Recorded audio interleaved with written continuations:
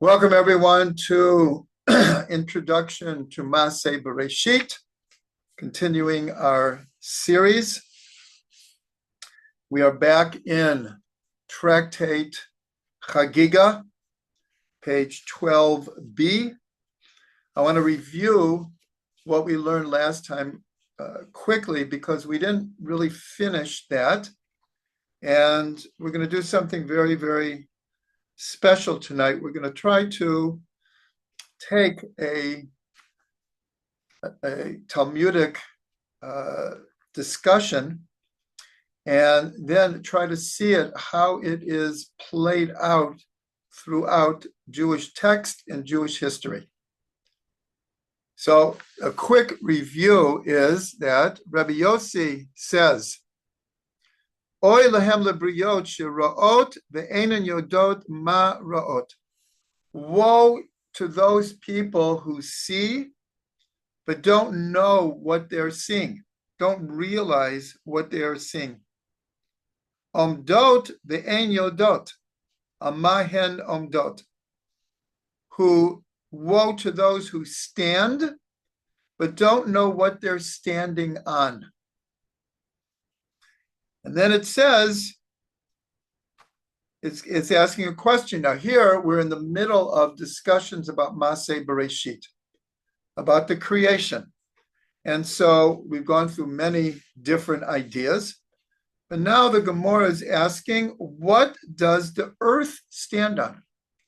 Because of this statement, there are woe to the people who are standing, but don't know what they're standing on. So then they say, well, then obviously we're, as it were, standing on the earth. And so now they're asking, well, what does the earth stand on?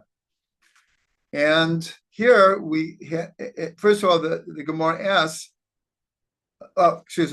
the answer is that the earth stands on pillars. How do we know that? We have a verse that says, Hamargiz eretz mimakoma ve'omdeha yitpa'alalu, that the earth shakes from its place and its pillars tremble. So the implication here is that the earth is standing on pillars. Now, the whole rest of this learning tonight is trying to understand what are these pillars. What is the sages trying to tell us? What are we getting at here? So now, and again, I'm just reviewing quickly. Then it goes through a whole list of things that the earth is standing on. And we learned that at first it sounds we're talking at a physical level. But soon we'll see that it's actually quite allegorical. So first it says that the earth is standing, in other words, its pillars are on the waters. And then they ask, what are the waters standing on? And they say the mountains. What are the mountains standing on? The wind. What is the wind standing on? The storm. And what is the storm standing on? The arms of God. So at the beginning, it sounds like they're actually trying to understand in a physical way what constitutes the primary elements of the earth. But we see quickly it gets into a metaphor, and the understanding of the metaphor that we brought is that the earth is standing on the waters. Ein mayim ela Torah. There's no water other than Torah. So the earth is standing on the Torah. The pillars of the earth are on the Torah. What is the Torah standing on? The mountains. Here, the mountains mean the sages of every generation, the wise people, the rabbis, the Rebbitzins, the mystics. Yes, we can honor Bela Bat Rivka, whose yurtzeit is today. Jerry, at the end of the class, you could say a few words if you like. So it will be dedicated in their honor. So what is the mountain standing on? What are the sages standing on? Here it says the wind. The wind is ruach, meaning ruach hakodesh, divine inspiration.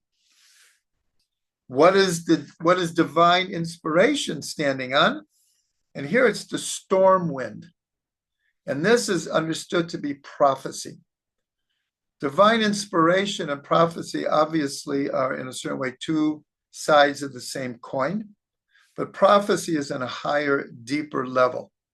So first it's the wind, the ruach, but the ruach is standing, its pillar is on prophecy. And what does prophecy stand on? What is the storm wind standing on? And that is the arms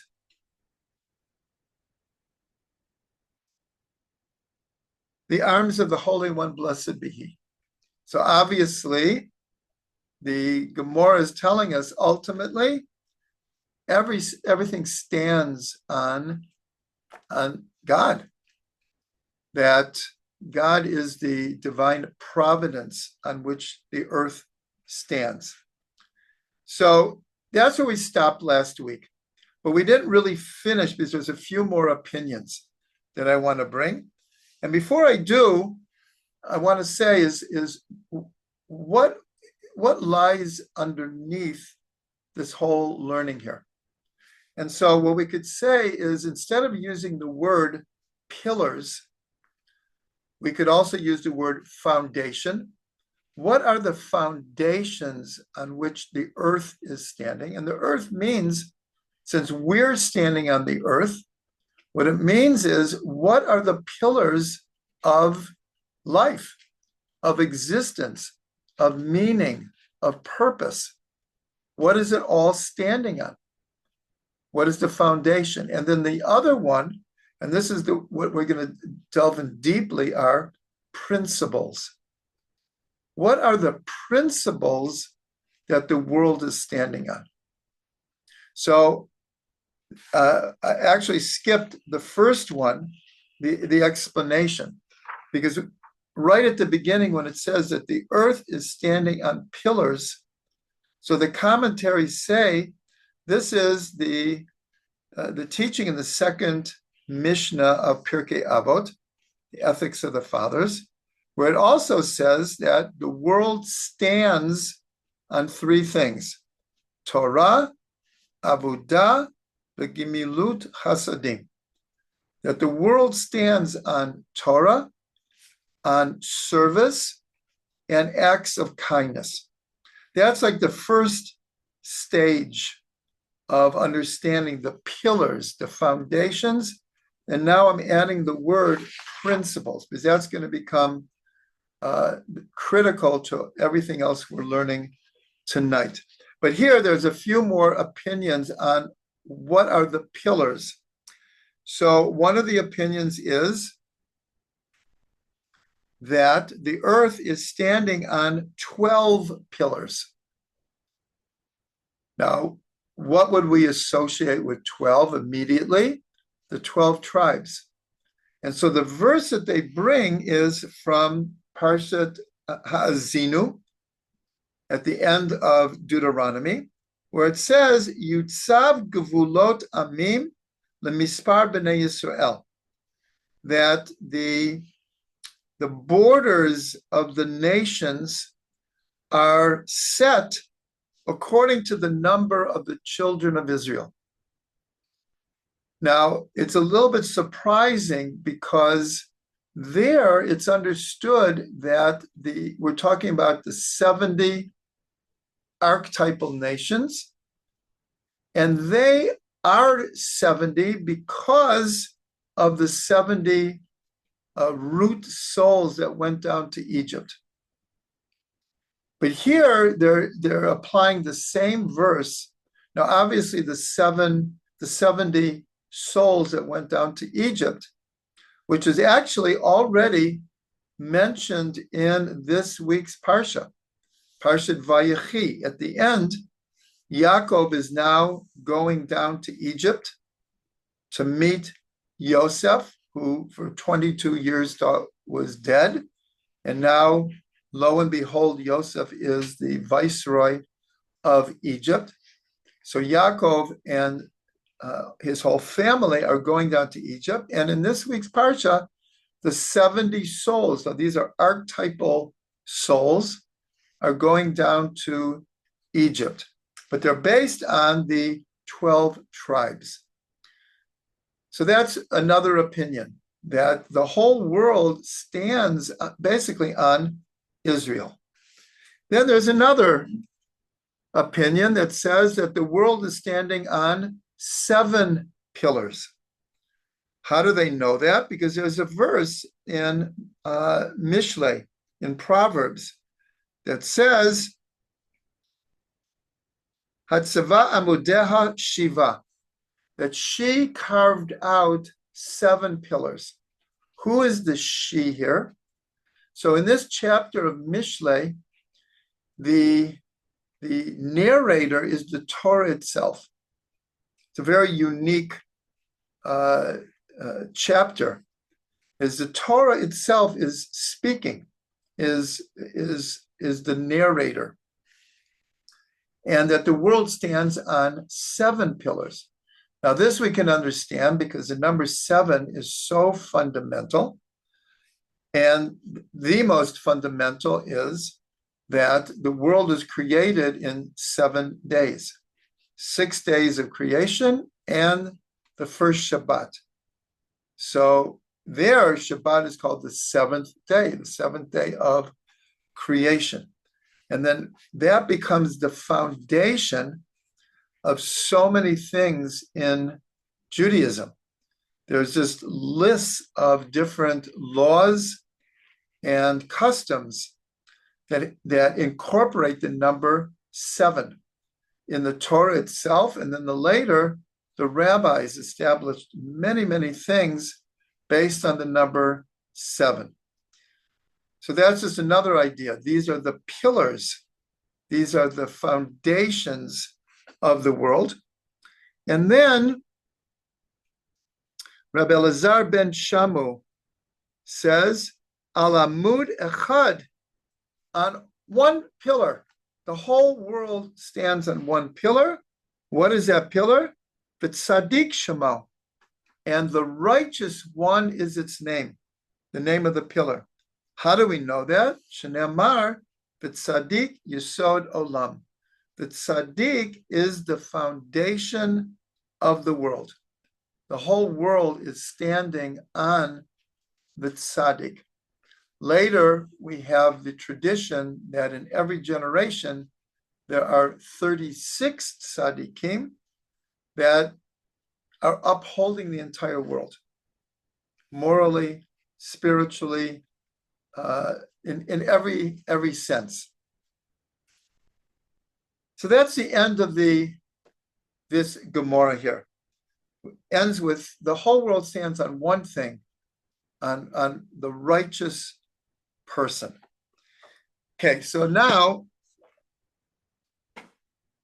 we have to remember this is all in the context of discussions about Ma'aseh Bereishit, because part of Ma'aseh Bereishit is the creation of human beings. It's not just the physical world. On the 6th day, human beings are created, and they are called the crown of creation. They're the last of creation. And therefore, the whole idea of Ma'aseh Bereishit ultimately climaxes and finds its purpose and meaning in the creation of human beings. So what we're going to do is the following. Based on this idea, what I want to do a survey, a review of different attempts in Jewish history to find or reveal according to that generation or to a certain person, what does the whole world stand on? What is the foundation? What is the purpose? What are the principles that all of life and existence for a human being stands on? So for those who are interested, for those who have Fruits of the Orchard, if you go to page 314, Parsha Kedoshim, what I'm going to give over now is found in this Parsha. It's in the book of Leviticus. So here we go. So in Parsha Kedoshim, so first of all, Parsha Kedoshim begins by saying, God says to Moshe, speak to the entire assembly of Israel and say to them, Kedoshim to you, ki ani Hashem Elokecha, ki ani Hashem Elokecha am holy. Speak to everyone and say, you shall be holy because I, your God, am holy. So the question is asked, why does Moshe have to gather all the people? This is not a usual thing. In most of the Torah, God speaks to Moshe, and he tells him what the mitzvot are. And it doesn't even say how Moshe then taught to the people. But here it says, gather all the people together. And so two different answers are given. One is that the idea of being holy is infused throughout the entire Torah, all of the mitzvot. The purpose of all of the mitzvot is this idea of being holy. And why do we have to be holy? Because God is holy, and we're created in the image of God. So if God is holy, then in a sense, our whole life should be geared, should be directed to being holy. And so it's explained that Moshe had to gather all the people together and explain this because it was such a fundamental principle. In this parsha, and another reason that is given is that even the Ten Commandments are explained, and the experience of receiving the Torah explained in two different parshas. Yitro, in the book of Shemot, Exodus, and in Ve'etchanan, in the book of Deuteronomy, Devarim. There, Moshe in Yitro is the actual giving of the Torah. But then in Ve'etchanan, Moshe repeats the whole experience of receiving the Torah and the Ten Commandments. But what's unique about this parsha is all 10 of the 10 commandments are mentioned in this parsha, but not in an order of 10 mitzvot. But if you go through the parsha, a connection to all 10 are given over in this parsha. And one of the mitzvot in this parsha is the mitzvah to love your neighbor as yourself. Yahavta l'recha kamocha, ani Hashem. Shall love your neighbor as yourself. I am God. So there's a famous story that a person who wanted to convert, he goes to Shammai, the great sage Shammai, and he says, teach me the whole Torah on one leg, on one foot. Teach me the whole Torah. Shammai thought he was being chutzpahdik. He was being just arrogant. What do you mean, teach the whole Torah on one foot? He threw him out. This person goes to Hillel, and it says the same thing. Please teach me the whole Torah on one foot. And so Hillel famously said, that which is hateful to you, do not do to others. This is the entire Torah. The rest is commentary. Go and learn it. And he became a convert. So in retrospect, it's likely, in fact, it's pretty much understood this way, that when he went to Shammai, he wasn't coming with chutzpah. What he was asking is, can you tell me in just a few words what is the purpose of the Torah? What is the purpose of the mitzvah? I really want to know. But Shammai didn't take it that way. But Hillel understood that that's what he was saying. He wanted in what's called a nutshell. He just wanted the whole thing, like, and so Hillel tells him, the whole Torah is love your neighbor as yourself. Later, Rabbi Akiva, now Hillel says it in the negative. The mitzvah is to love your neighbor as yourself.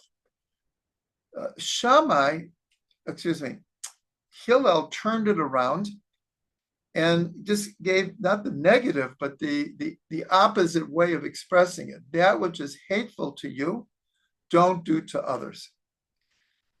So later, Rabbi Akiva comes and says, "V'ahavta l'recha kamocha, zeh klal gadol b'Torah." This is the main principle in the entire Torah. So here, this is just our first example of an attempt to, like the Gemara, what does the earth stand on? What does the Torah stand on? Because the first thing that the Gemara says is it stands on water.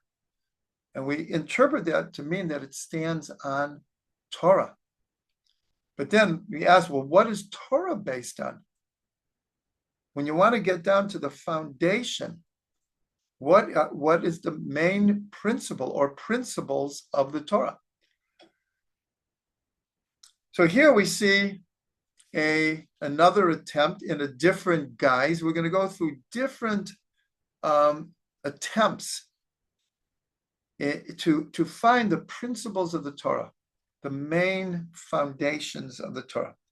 So one of them is when Rabbi Yochanan ben Zakkai, he had 5 students, and this is in the 2nd chapter of Pirkei Avot, and he says to them, what is the best way or the best attitude that a person should adopt in life?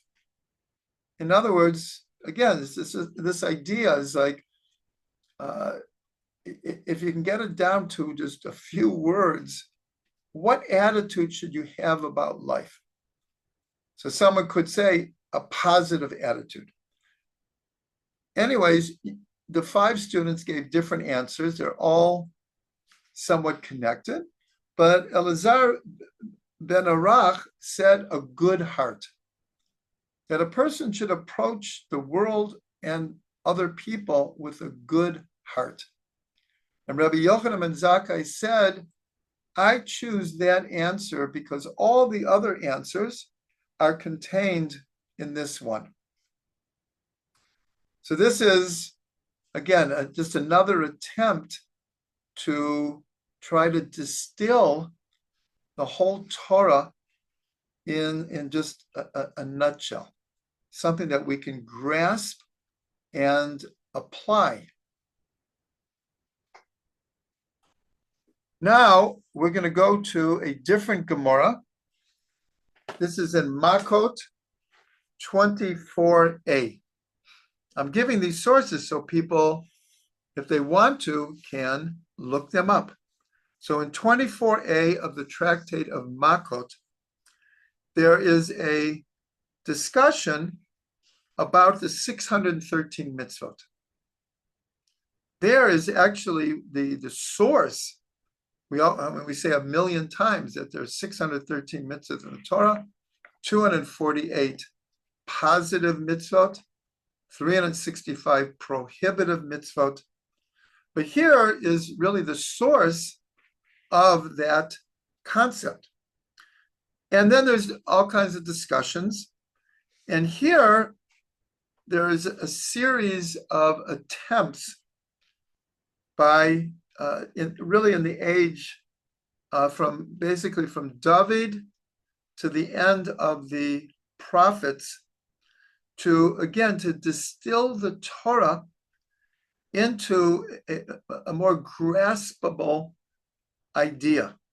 Because you have all kinds of mitzvot that have to do between God and man, between man and man. You have moral types of mitzvot, you have ritualistic types of mitzvot, you have mitzvot connected to thought, to speech, to action.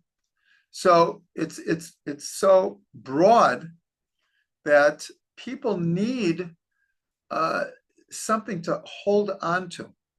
And also there's an idea that as the generations went by, it became harder and harder for people because there was, unfortunately, we'll call it a moral and ethical degeneration and falling back to idol worship, people straying away from the Torah. And so in subsequent generations, there was an attempt to give people just basics, not instead of the Torah, not at all, but just basics so people could have an overall understanding. So according to the Gemara, the first one who does that is none other than David HaMelech in the 15th Psalm.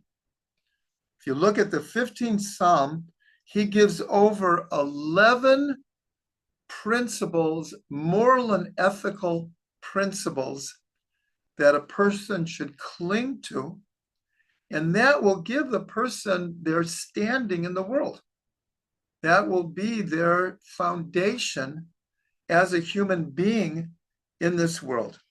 So let's go through this fairly quickly. After all I'm going to do here, because of time restraints, is go through the 11, but then the Gemara goes one at a time and gives examples of who does this apply to and what situations are we talking about. That would take us too much time, so we're just going to go through the 11. It's all in the 15th Psalm. So the first is, David asks, Mi yagur bo mizmor David, a psalm to David, Mi yagur bo'olecha, who can dwell in God's tent? Mi yishkon bahar kodshecha, who can dwell in the mountain of your holiness? And now he gives 11 answers. In other words, to be considered someone who can be close to God, what do you have to do? What are the requirements? So he gives over 11, and they're in a row. So the first one is holech tamim upoel tzedek, someone who walks in innocence, in wholeheartedness, and acts righteously. V'dover emet b'levavo, and he speaks truth from his heart. He's not a hypocrite. He says what he means. He speaks truth from his heart. Lo ragel al lashono, he has no slander on his tongue. He doesn't speak evil speech, lashon hara. Lo asa lere'ehu ra'ah, he does no evil to his fellow human being. V'cherpa lo, one second.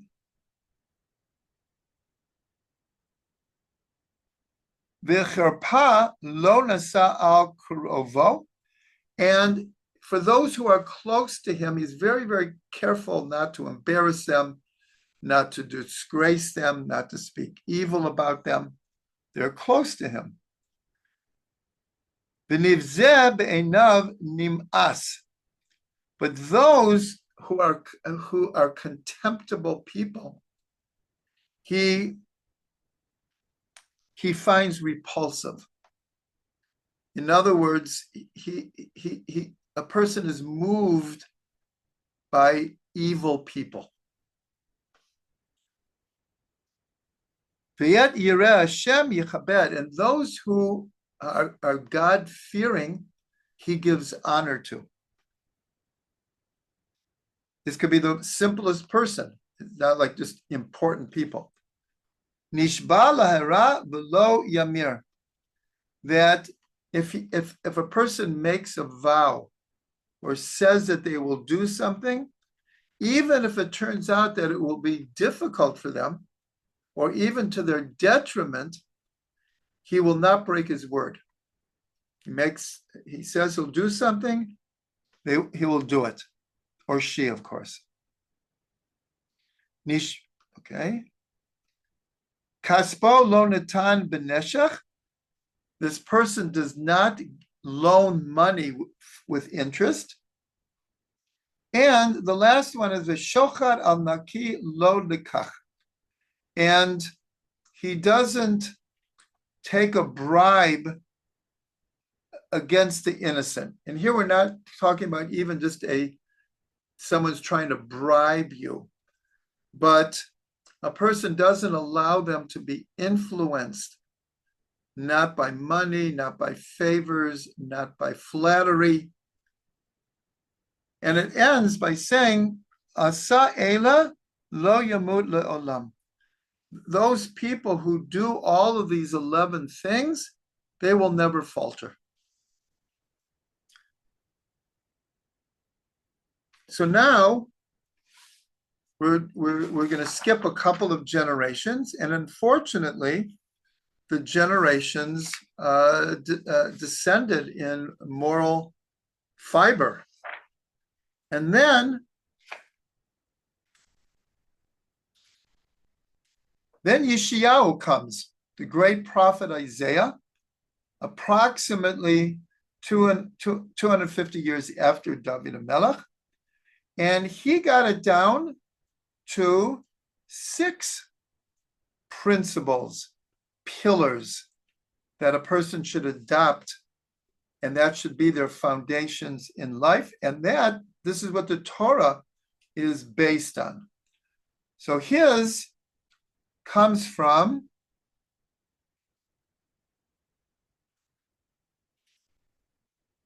the 33rd chapter of Isaiah, verse 15. 33rd chapter of Isaiah, verse 15. What does Yeshayahu say?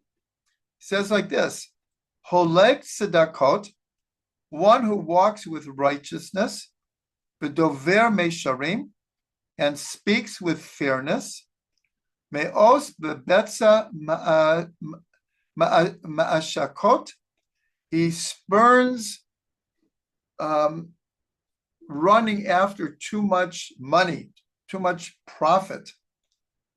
No'ar kapav mitmoch b'shachar, he makes sure not to take a bribe. Otem azno bishmo damim, and he seals his ears literally from hearing bloodshed, but it really means evil speech. The otzem einav miraot b'ra'ah, and shuts his eyes from seeing evil. Now, if you look at these 6, almost all of them were already said by David in a different way. It's very, very similar, but he gets it down to 6. In other words, he kind of combines a number of them, and he gets it down to 6. And again, then the Gemara describes each one and what it means and examples of it. And then another prophet, Micha. Now, what's interesting is that Micha was in the same generation as Yeshayahu, but he was younger. And so he gets it down to 3 ethical principles. which means that in Yeshayahu's day, apparently there was such a descent of moral standing that in one generation it went from 6 to 3. What does Micha say? And this is in the 6th chapter of Micha, the 8th verse. He says like this: V'higid lecha Adam, ma tov u'ma Hashem doresh mimcha. God has told you what does God require from you?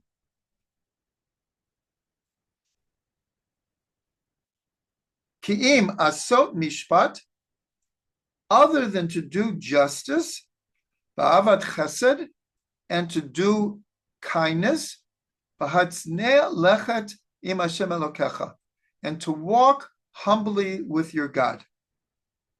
This also, this last one, to walk humbly with your God, is very similar to David's first one.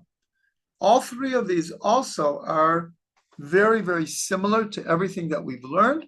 But again, it's more and more distilling, because the implication is the prophets, the sages, felt that they needed to simplify the entire Torah in a way that people could grasp it, to understand it. And then Yeshayahu, in the same generation, comes after Micha, and he gets it from 3 to 2.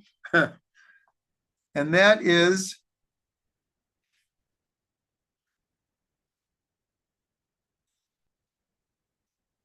that's in Isaiah 56:1.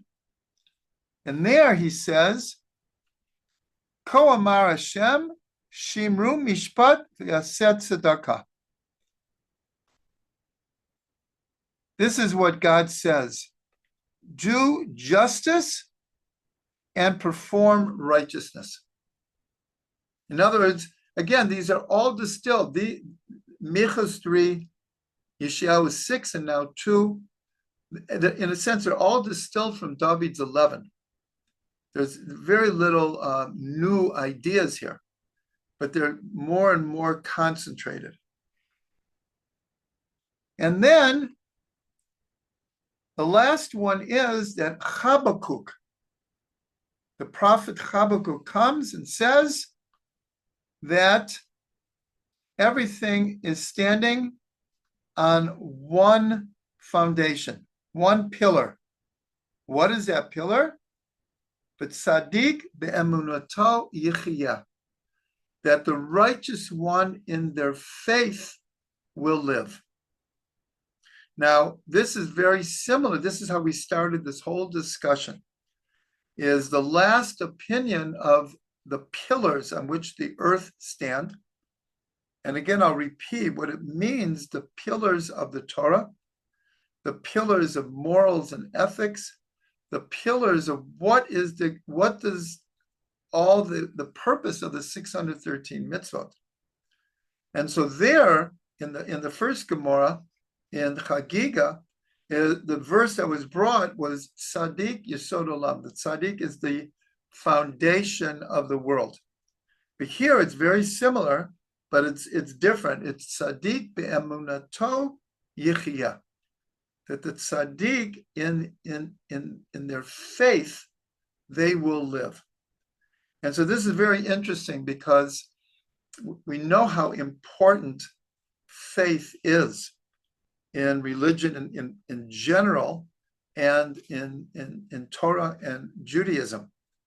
It's all based on faith, but not blind faith. It's based on a kind of faith that is based on knowledge. And so a teaching from Rav Ginsburg, that the word Adam is 3 letters, Aleph, Daled, Mem. And these stand for 3 principles that go together. The Aleph begins the word emuna, faith. The daled is da'at, is knowledge. So that faith must be based on knowledge. And the last letter, mem, is ma'aseh, is action. So in other words, we have to have faith based on knowledge and then apply it in action, in reality, that the faith doesn't stay ethereal. It's not just intellect or logic or even emotional. It must be implemented and brought down into action.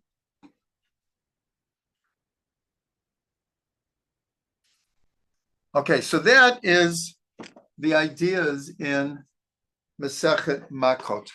But now what we're going to do is we're going to continue this idea of a survey through Jewish history of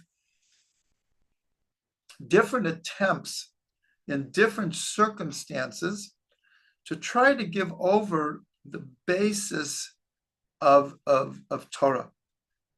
And again, this is connected to Ma'aseh Bereishit because human beings are the crown of creation. And we want to know what it's all based on. And something that we learned before is that and it's based on a Rashi on the sixth day. Some of you will remember that we learned this, but it's a very important Rashi where he says, all the other days says it was evening and it was morning, the second day, the third day, the fourth day. But in Hebrew, it's Vayerev Vayivoker Yom Sheni, second day, not the second day, third day, fourth day. But when it comes to the sixth day, it says the sixth day, Yom HaShishi. And so Rashi asks, why is it different than the other days? Why is that hey there, the sixth day? He says that alludes to another sixth day, and that is the 6th of Sivan when the Torah was given. And he says that until the Torah was given, the whole world was what's called al tanai, was not firmly established. It was, in a certain way, hanging in the balance whether it was worth God creating the world. But on the 6th day of Sivan, when the Torah was given, then the world found its foundation. And that's what we're really talking about here. So one of the most important attempts at trying to give people principles that they can get their heads around and help them find a unity of these principles in which to live. And that was Maimonides. Maimonides came up with what are called Shlosh Esrei Midot of faith, principles of faith, 13 principles of faith. And these, I have to be honest, not everyone, especially when they were first formulated, were ecstatic about them. They felt that some of them maybe didn't belong there and others were left out. But in the picture of history, these 13 principles of faith they're in almost in every prayer book in the world. After the morning prayers, it's in every prayer book, and it's quoted widely. And for those who are in the beginning, we played a song based on the 12th principle of faith. So I'm going to read through them, not exactly as he formulated them, but in short And these are the 13 of Maimonides. Again, they weren't immediately universally accepted, but nonetheless, they have stood the test of time. So the first one is belief in the existence of the Creator, who is perfect in every manner of existence and is the primary cause of all that exists. Second, belief in God's absolute and unique unity. Third, belief in God having no material body or form. Fourth, belief in God's eternal nature. I have to say each one of these could be a 10-minute discussion, but that we just don't have the time for that this evening. The fifth one is belief that only God is to be worshipped and none other. 6, belief that God communicates with human beings through prophecy. 7, belief in the preeminence of the prophecy of Moshe. 8, belief in the divine origin of the Torah. 9, belief in the immutable nature of the Torah, the eternal nature of the Torah. 10, belief in divine providence and omniscience. 11, belief in divine reward and punishment. 12, belief in the eventual coming of the Mashiach and the Messianic era. And 13, belief in the resurrection of the dead. So these are the 13 principles of faith of Maimonides, and he lived approximately 900 years ago, and these took on a very, very important place in Jewish tradition. Now I'm going to skip to one that seems completely different, but it's the same idea. And for those who were part of our series on the Baal Shem Tov will remember this, that when the Baal Shem Tov was 5 years old, his father passed away.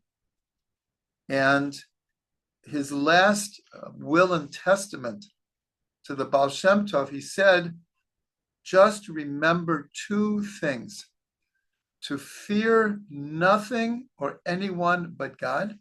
And again, fear doesn't mean like this, but to have awe and respect and reverence.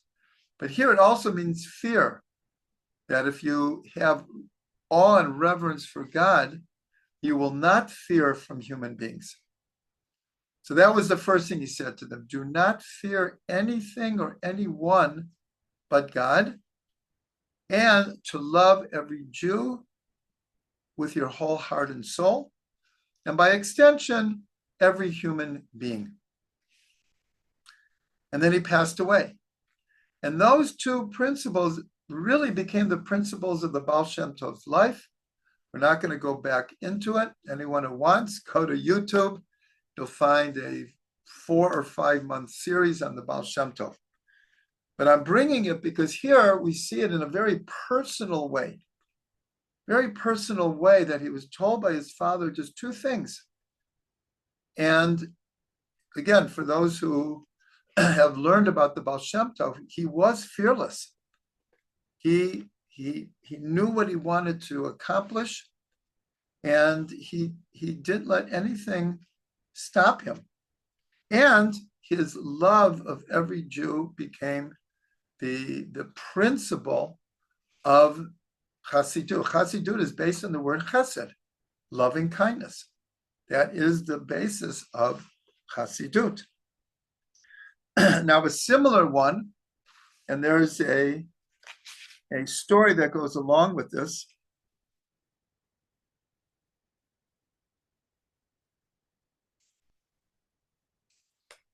And that is, this is one of the most famous stories that Reb Shlomo Carlebach told. And that is, it's based on the Rabbi Kalonymus Kalman Shapira. He was called the Rebbe of the Warsaw Ghetto, and he is the author of the book Eish Kodesh. He was meaning that he lived only 60, 70 years ago, 80 years ago. And he became a legend. And he was called the Rebbe of Children because he wrote a very, very important treatise on education. And he had a very enlightened idea of education. And one of the things that it was a constant refrain in his teachings and his live teachings was he would say, my sweet children,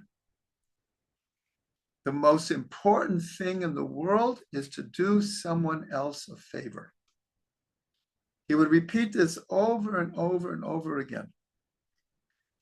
He himself became, like in a certain way, the Rebbe of the Warsaw Ghetto. And eventually he was taken to the camps and he died. But I'm going to mention this now, that while he was in the Warsaw Ghetto, and before that, because the clouds of war were coming for a while, but he was teaching Torah. And he compiled his work in a manuscript, and feeling that his days were numbered, he hid this manuscript under floor boards where he was staying, and a note in it saying, if anyone ever finds this manuscript, please send it to my family in Bnei Brak in Israel. And then he was taken off to the camps and he died. Later, after the war, when the Warsaw Ghetto was completely bombed away, so they were tearing the whole thing down. To make a long story short, a non-Jewish workman found this manuscript and he sent it to his family. And the family published it, and it's called Eish Kodesh, Holy Fire, and it became a very, very famous book until this day. So this is the story that Reb Shlomo tells. I'm going to tell it quickly. When he used to tell it, he would take a long time to tell it with tremendous emotion. Many times he would sing it. And then actually just in the last 2 years, the singer Aaron Razel, he put this out as a song. And he also kind of like sang it the way Reb Shlomo sang it. And it became very, very well known and popular. But even before that, the story was known to be one of Reb Shlomo's most heartfelt stories. And the stories like this, one time Reb Shlomo was in Tel Aviv. This is in the late 50s. And he sees a hunchback sweeping the streets. Reb Shlomo would approach anyone and everyone. And it was late at night. And he goes and he asks this hunchback, Shalom, my holy Yid, what are you doing? And he says, I'm a street cleaner for the city of Tel Aviv. So he asks him, but where were you from in Europe? And the Rebbe of the Warsaw Ghetto was originally from Piaseczna. And so he was called also the Rebbe of Piaseczna. And so this hunchback tells him, I'm from Piaseczna. So he says, did you know the famous Eish Kodesh? The book hadn't come out then.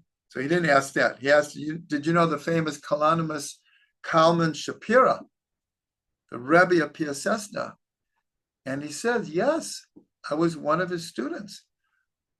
Reb Shlomo couldn't believe this. He couldn't believe he was meeting a student of the Rebbe of Piaseczna. So he asked him, can you tell me about him? And the hunchback said, he said, do you think I was a hunchback before the war? He said, the Germans beat the life out of me. I can't remember anything. So Reb Shlomo said, but you must remember something.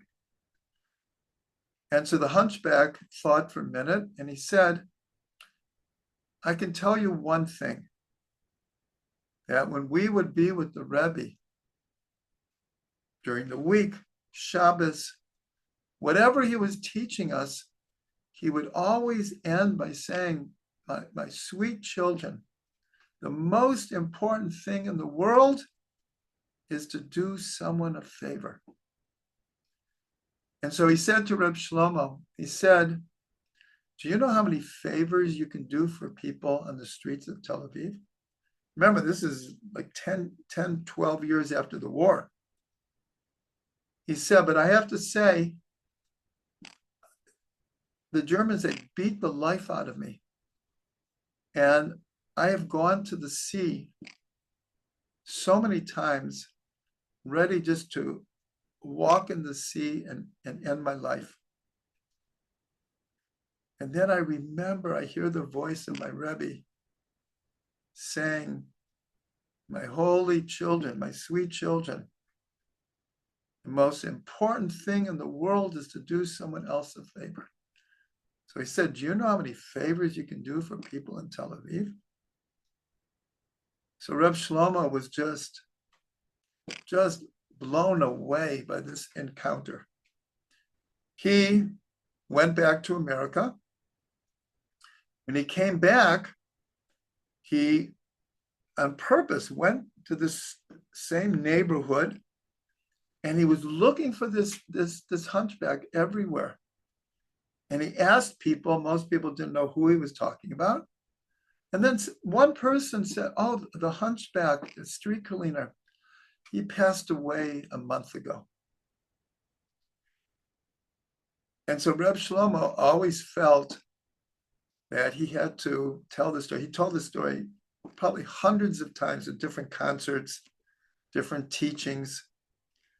And I'm telling this whole story because here again is a very, very personal way to try to understand what is everything about. What is the Torah about? What are we doing in this world? This is the ultimate of Ma'aseh Bereishit. What are we doing here? Why did God create the world? How do we relate to God? How do we relate to others? What's the role of the Torah? What's the purpose of the Torah? All of these questions are part of Ma'aseh Bereishit. So I want to end with two more ideas quickly, is that the Lubavitcher Rebbe, and you see him in the picture behind me. This is a picture from one of the artists on the Moshav, Yitzchak Ben Yehuda, where he has almost all of the Rebbes and their pictures there. And there you see the Rebbe with tefillin and the Rebbe across from his wife. Anyways, in part of when the Rebbe was sending people all over the world, he also established this thing, the children education, Tzva'ot Hashem, the army of God, the host of God. And he came up with 12 verses that he felt were instrumental to grasping the whole Torah. We're not going to go over them now. Anyone could Google the 12 verses of the Lubavitcher Rebbe. But I know that my children went to Chabad summer camps, as do hundreds of thousands of young Jewish children all over the world.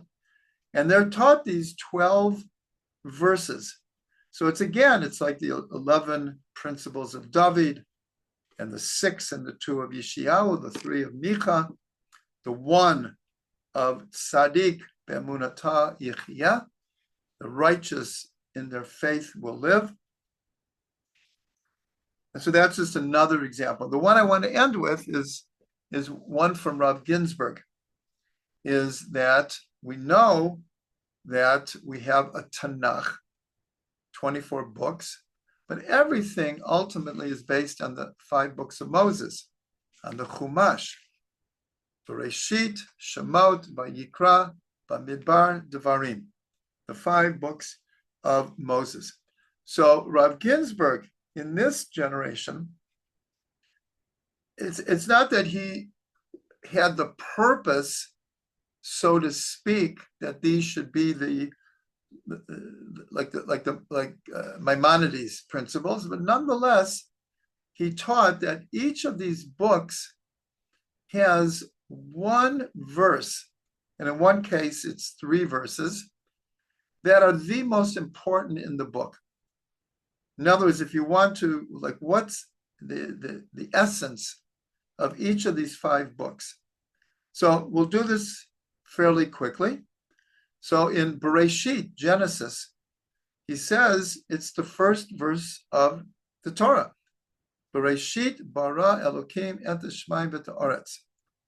And that is, we see that's the first principle of faith of the Rambam, that belief in God as creator and the first cause. So with all of the stories in Bereishit, it's all based on our belief in a creator. And that is, in the beginning, God created the heavens and the earth. So that's the verse of Bereishit. In Shemot, it's the first of the 10 commandments. Anochi Hashem Elokecha asher hotzeiticha me'eretz Mitzrayim. I am the Lord your God who has taken you out of Egypt. The question is asked, how is that a mitzvah? Because all the other 9 mitzvot are grammatically spoken as a mitzvah. You shall do this, or you shall not do this. Of the 10, 7 are in the prohibitive. You shall not have any other gods before me. You shall not take God's name in vain. And there's 3 positive ones. But the first one is not stated as a mitzvah. It doesn't say you shall believe that God is creator, or God is the first cause, or God is the one who took you out of Egypt. It just says, I am God who has taken you out of Egypt. And so it's explained what it means is the belief in God. We're going to get to the Shema. We'll see that's in the book of Devarim. That is predicated already in a belief in God and divine providence. Because the idea that God took us out of Egypt means that God is involved in this world. The belief that God is involved, that's what divine providence means. That God didn't just create the world and now it's going on automatic pilot. That God is involved in the world. So that is the mitzvah of I am the Lord your God who has taken you out of Egypt. So that's the verse for the book of Exodus. For Vayikra, it's the verse that we started from this parsha of Kedoshim is V'ahavta l'recha kamocha, because Hillel said, and also Rabbi Akiva. Rabbi Akiva said, this is the main thing of the Torah. And Hillel said, it's this main thing, everything else is commentary. So that is the verse of Vayikra. In the book of Bamidbar, it's actually 3 verses, and that is the priestly blessing, Birchat Kohanim. It's three verses, and Rav Ginsburg says it's so important because here in Israel, it's said every single day. Outside of Israel, except for some Sephardi communities, which do say it every day, it's only said a handful of times the entire year. But here in Israel, it's said every single day. And that is the priestly blessing. And the last one is the book of Devarim, and that is the Shema. The Shema comes in Parshat Ve'et Hanan, and of course it's termed the fundamental principle of faith in Judaism. It's also one of Maimonides' principles of faith, the faith in the unity of God.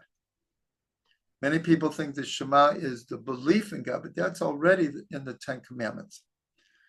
So hopefully what we accomplished today, it might seem that we kind of veered off the path of Ma'aseh Bereishit, but I think it's really quite the opposite, is that, as I said in the beginning, and I said during also, that Ma'aseh Bereishit is more than just how did God create the physical world. Part of the physical world are human beings. And then we ask the existential questions. Well, why did God create the world? And why did God create human beings with free will in the image of God? This is all part of understanding Ma'aseh Bereishit. So I hope, having gone through all of these foundational principles, these pillars, that each and every one of us can distill these ideas and incorporate them in our lives, and they should be the foundations of our lives.